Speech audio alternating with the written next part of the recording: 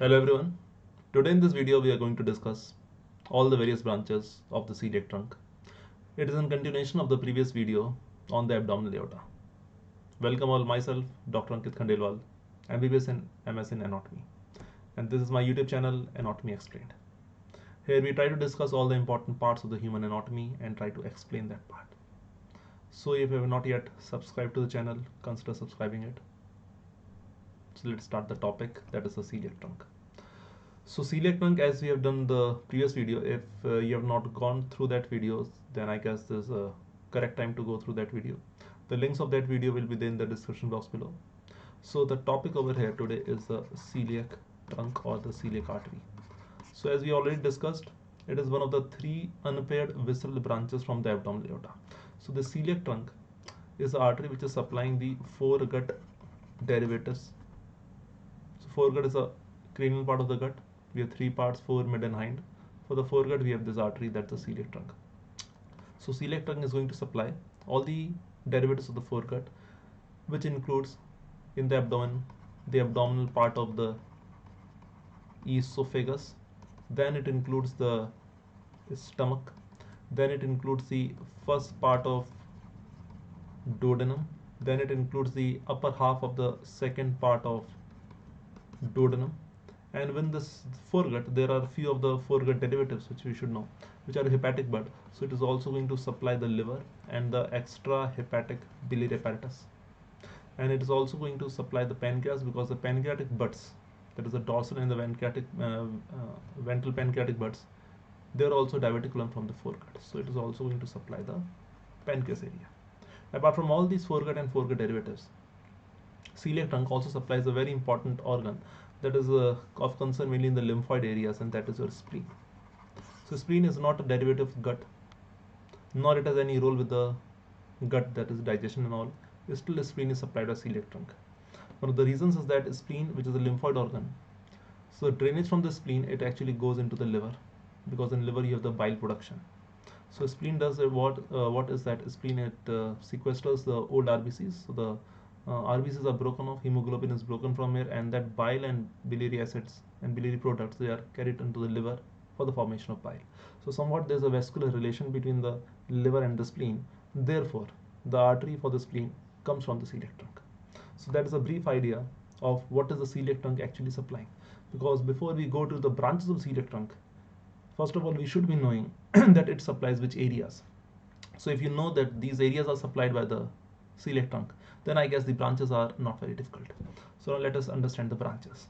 So if you look at the abdominal aorta, it comes out from the aortic hiatus at the around the vertebral level of T12, and then abdominal aorta, it goes around L4 and then it bifurcates, but we are not concerned with that. We are concerned with this initial part of the abdominal aorta. So around the T12, or you can say the lower part of T12, or at the junction of T12 and L1, you have this ventral unpaired vessel coming up, and that is your celiac trunk. So this is your celiac trunk coming from the junction of T12 and L1.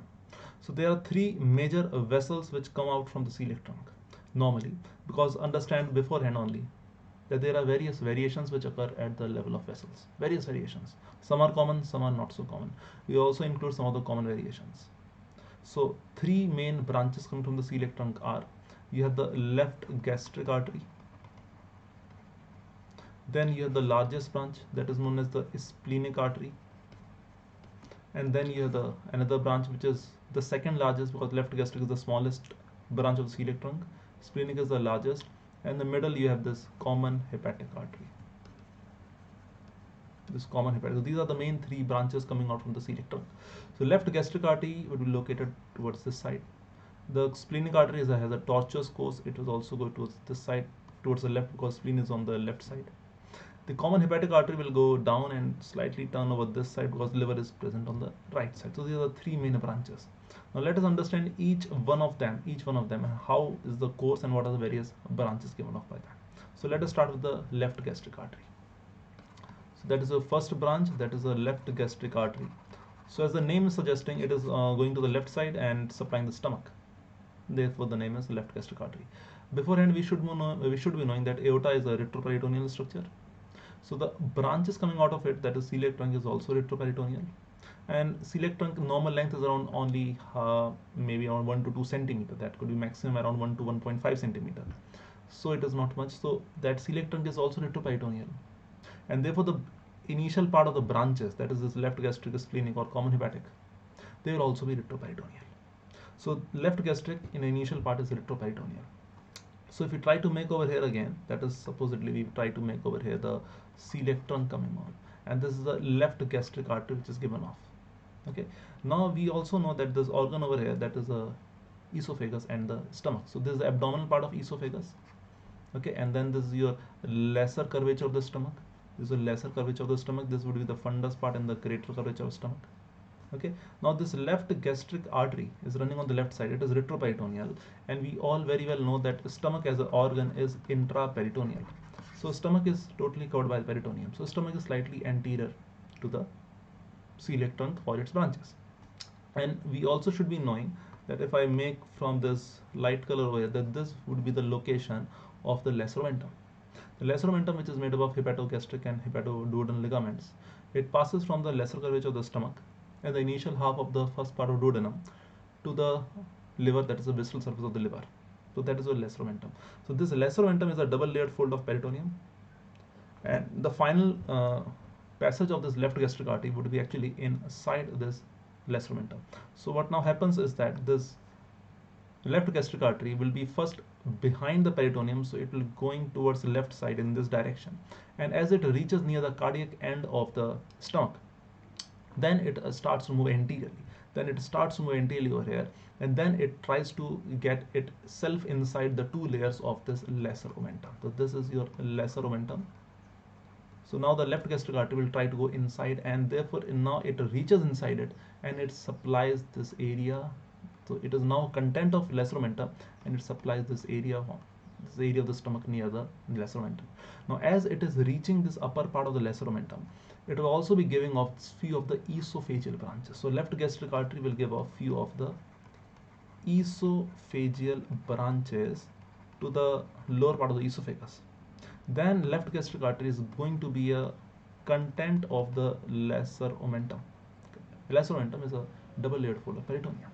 Okay, and it is going to obviously supply all the adjacent parts of the stomach, that is both on the anterior as well as the posterior surface.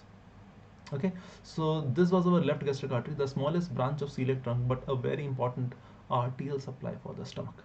So that was our first artery. First it is retro, then it goes intra inside the lesser omentum. Moving on to the next one, that is the next artery, that was our splenic artery. So the second one over here, the largest branch of celiac trunk, that is our splenic artery. Splenic artery. Okay, so let us try to again imagine over here the abdominal aorta. So this is our abdominal aorta, that was the celiac trunk, and this is the second branch, largest branch. So the name is splenic artery, so it is going towards the spleen. So again, splenic artery. Will it be intra or retro? Obviously it is coming from the posterior part, so it will be retroperitoneal. Now it has a spatial course that is known as a tortuous. So it has a tortuous course. Tortuous means wavy pattern like. So this would be the splenic artery going like this. So it goes in a wavy course towards the spleen. So here we can make the organs over here. Let us try to make the, say, the spleen over here. Let us imagine the spleen, which is in the left hypochondriac region, overlying mainly the 9th to the 11th ribs or 10th to 12th ribs. And it is also intraperitoneal, related to the fundus part of the stomach. And splenic artery in the beginning, this is the splenic artery in the beginning, it is also retroperitoneal, and it is running over the superior border of a very important structure over here, and that is your body and tail of pancreas. So this would be our pancreas, this would be our pancreas, the body and tail of pancreas, which is actually again going inside. So this is our whole head and uncinate process of pancreas. This is our pancreas. So you have to understand that the splenic artery runs a tortuous course over the upper border, close to the superior border of the pancreas.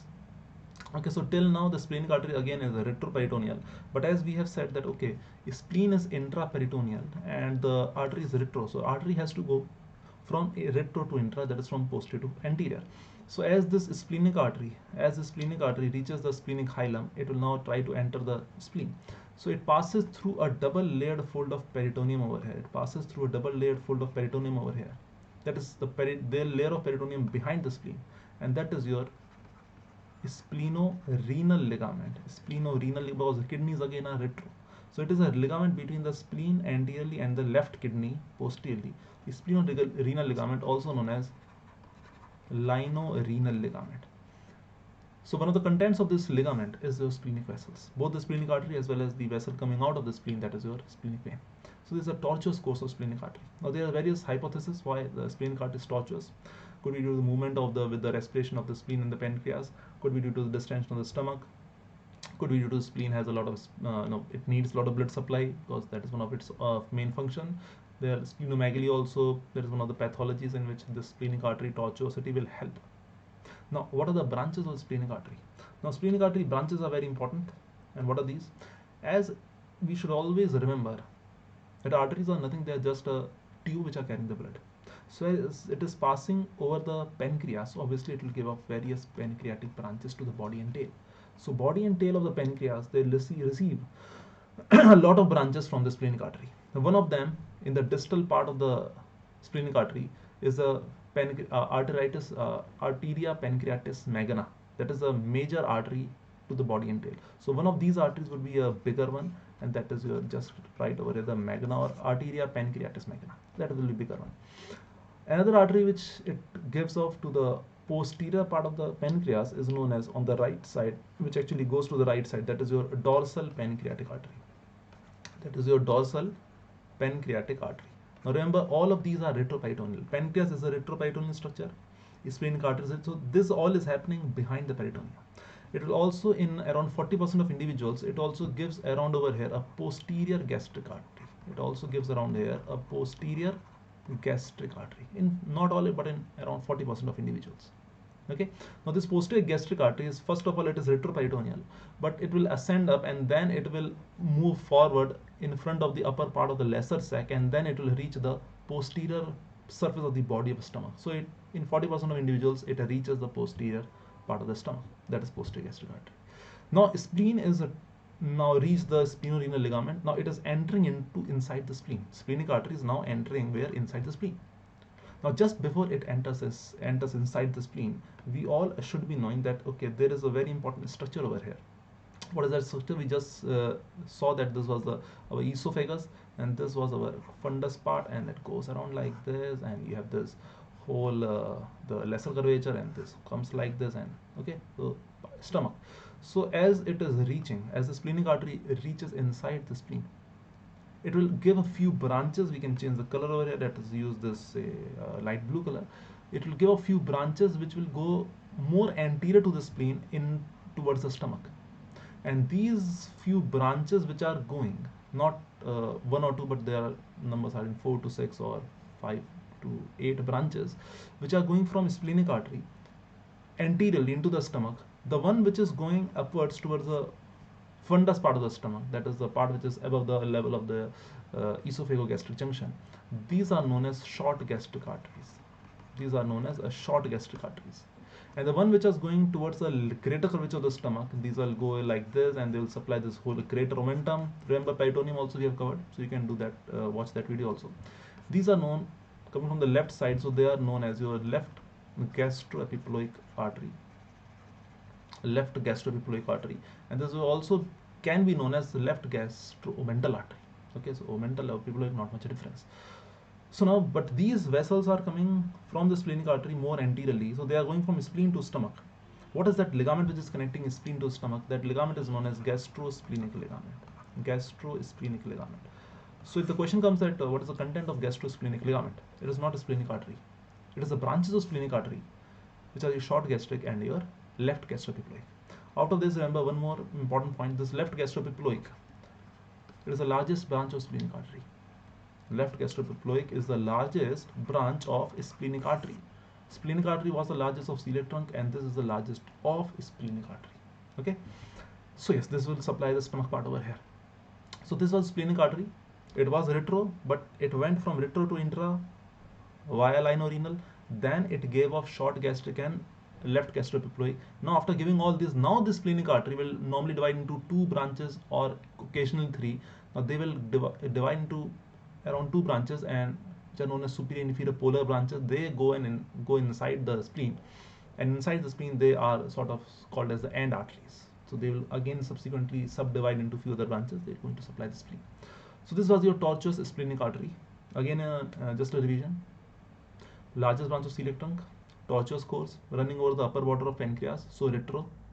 As it is running over the pancreas, it will give off the branches supplying the pancreas, but not the whole, mainly the body and tail of pancreas, because the tail is the one which is reaching close to the splenic hilum. Also, in occasional gives off posterior gastric artery. Then, as it enters the spleen, before just going inside the spleen, it gives off short gastric and the left gastroepiploic artery. And then it enters the spleen in the form of polar branches. Then they will give off the segmental branches. Fine. That was the second artery, that was the splenic artery. Now coming to the third artery, third branch was our common hepatic artery. So third branch over here of the celiac trunk was the common hepatic. Remember, hepatic liver is coming from the diverticulum, from the foregut. So common hepatic artery. So again, if you imagine that this was the celiac trunk, and this would be our common hepatic. And liver on the right side. So obviously, this will also tilt away towards the right side, because liver is going on the right side. Now we have the other organs here to understand over here, that this would be again our same esophagus, that would be the lesser curvature, this would be the fundus part, that would be the greater curvature, and this will be the parts of duodenum. Okay, this is your third branch, that is the common hepatic artery over here. This common hepatic artery, very very important, as it reaches over the first part of duodenum, above the first part of duodenum, it gives off a branch which is passing behind the first part of duodenum. I repeat again, this common hepatic artery will give off a branch which passes posterior or behind to the first part of duodenum. Very very important artery. That is our gastroduodenal artery. That is your gastroduodenal artery. So applied is that when there is a perforation in the duodenal ulcer and the perforation is posterior, there are very high chances that this artery could be damaged, could be ruptured, because it is running very close to the first part of duodenum posteriorly. This gastroduodenal artery, it will go down, and once it is just behind the duodenum, it starts to give off over here the inferior, or not but the posterior superior pancreatic duodenum. So what happens actually over here, you have to understand, this gastroduodenal artery actually gives off two branches. What are these two branches? One is known as superior pancreatico-duodenal artery. Clear? One is known as a right gastroepiploic artery. As we had a left one from here, this is the right one. So if this is the gastroduodenal, that would be the location of the right gastroepiploic artery. Fine. But it also gives off a superior pancreatic duodenum. But the superior pancreatic duodenum is not as simple. You have to understand, where is this artery located? Behind. Gastroduodenal artery is located where? Behind the first part duodenum. So superior pancreatic duodenum divides into anterior and posterior branches. Okay, but you have to understand that this posterior branch, it normally comes out not from the superior, it normally can come out directly from the gastroduodenum. That was what I was trying to tell you, is that this gastroduodenal artery, when it is behind the duodenum, it can give off this posterior superior pancreatic duodenal artery. Then as it reaches at the duodenum pancreatic groove, it will give off the anterior, this is the anterior one, and that would be the posterior one. Both are our superior pancreatic duodenum. Why? Because you have to remember that this was the location of our head of pancreas, and then this was the uncinate process, and this was the pancreas going behind the stomach, retroperitoneal, and here we had the spleen over here, if you remember. Okay, so this is the gastroduodenal artery, mainly two branches, right gastroepiploic. Now this will run where? Again in the greater omentum, as the left gastroepiploic artery is coming from here. Clear? So this is one of the branches of the common hepatic artery, that is gastroduodenal, a very important artery. Clear? Now as the common hepatic artery gives off the gastroduodenal artery, just distal to this, what we mean is, as it gives off the gastroduodenal artery, the artery which is just distal to this branch, now it is known as the proper hepatic artery. This is known as proper hepatic artery. Okay, now this proper hepatic artery, it will give off, first of all, normally it gives off a right gastric artery. So this would be the location of the right gastric artery. This forms our right gastric artery. So please do remember, there is a lot of confusion that the right gastric artery is a branch of common or proper hepatic. It is normally a branch of proper hepatic artery. And if you remember, then this was, if I make it, say, a different color, light green color, this was our left gastric artery. So this left gastric artery was coming from here, and the right gastric artery is coming from here. They actually are lying in the lesser omentum. This. other content of lesser omentum, they will supply the relevant parts of the stomach. That is, this right gastric will be obviously supplying the distal part of the stomach, that is the pylorus and the first part of duodenum, and left gastric the upper part of the lesser curvature of stomach. So this right gastric artery given out by the proper hepatic artery. Now what is this proper hepatic artery going to do? That is very simply understood, that it is going towards the liver now. It is going towards the liver. Okay, so this will go towards the liver and then will divide into right and left hepatic arteries. So this is your LHA, that is left hepatic artery, and this is your RHA, right hepatic artery, because remember the hepatic liver has two lobes, and those two lobes are basically divided functionally or physiologically into by the divisions of the vessels. That is, the portal vein also divides into two, then the hepatic artery divides into two, and there are two bile ducts which are coming, the two hepatic ducts, they form the common hepatic duct. So therefore the proper hepatic artery divides into two, right and left hepatic arteries, and it is this right hepatic artery which will give up the cystic artery, because the gallbladder is lying on the towards close to the right side. So right hepatic artery is the one which gives off the cystic artery that supplies the gallbladder. So remember that also, cystic artery mainly a branch of right hepatic artery. Now I told you initially there are a lot of variations. We'll just discuss a couple of them important ones. Okay, so this is your common hepatic artery giving off gastroduodenum, which gives off these two, that is the pancreatic duodenal superior one and the right gastric public. Then proper hepatic gives off the right gastric. Then this hepatic artery will run in the right margin of lesser omentum. Now that is also crucial. Why is that crucial? Because we have to understand that also, that this was our lesser omentum. If you remember, this was our lesser omentum. This vessel along with the portal vein in the bile duct, they will run in the right free margin. So this is actually what is known as your right free margin of the lesser omentum. So these portal triad structures, that is your hepatic artery, portal vein and the bile duct, they run in the right free margin. So you can see where they are going. So this is the final branch of this what we can say the hepatic artery. Okay, so we have these three arteries, and now let us talk a little bit of variations. Now variations are not uncommon, but they are not that common also, but still few are important over here. One variation is that the left hepatic artery, as we saw, is actually a branch of the common or the proper hepatic artery. But left hepatic artery, many cases, around 10 to 15% of cases, may come directly from the left gastric artery.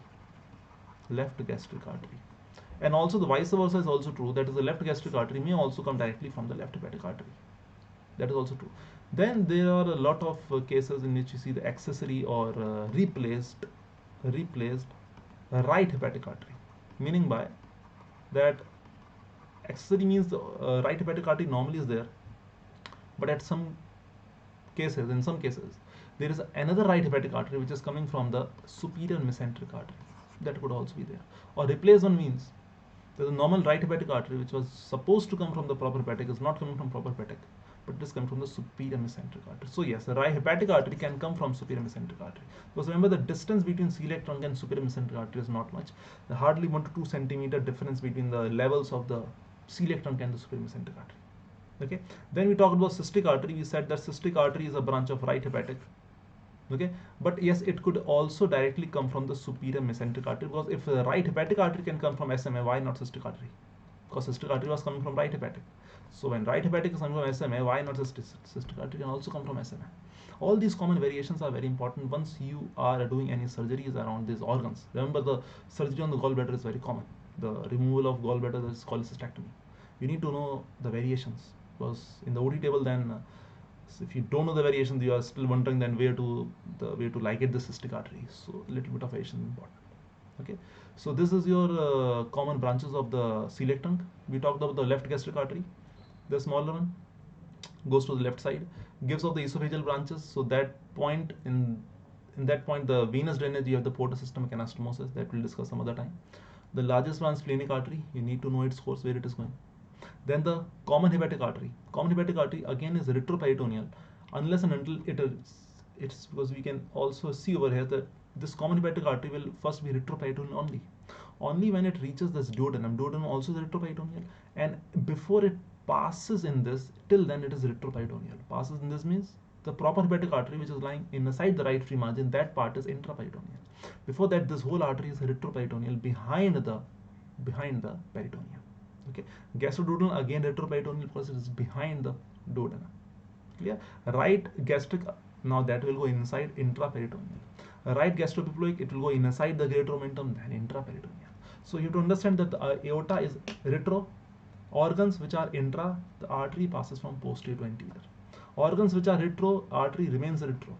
There's no need for artery to pass through any ligament. For example, let me tell you example, the renal artery. The kidneys are retro, the aorta is retro, the renal artery doesn't pass through any ligament. It comes from the aorta, goes into the kidney, as simple as that. Okay, so this was a brief idea of celiac trunk. I hope you understood this. Any other queries, you are most welcome to ask me. So that was the session for today. Any queries, any comments, you can write in the comment box. If you like the video, you can press on the like button, try to share and subscribe the channel if you have not yet subscribed. The channel name is Anatomy Explained. You can get all my live lectures on the Unacademy. I teach in the Unacademy platform also. There's a plus course running, which is known as the complete course on anatomy. Right now it is running. There is Telegram group also. The links will be there in the description box below. That is, the name is Anatomy Explained. The same name for this YouTube channel, that is Anatomy Explained. Okay, so Unacademy also is a Telegram group. So for my live classes, we can go to this. You can log into this Unacademy. Okay, so that's all from my side. Dr. Ankit Khandelwal, Anatomy Explained. Thank you very much.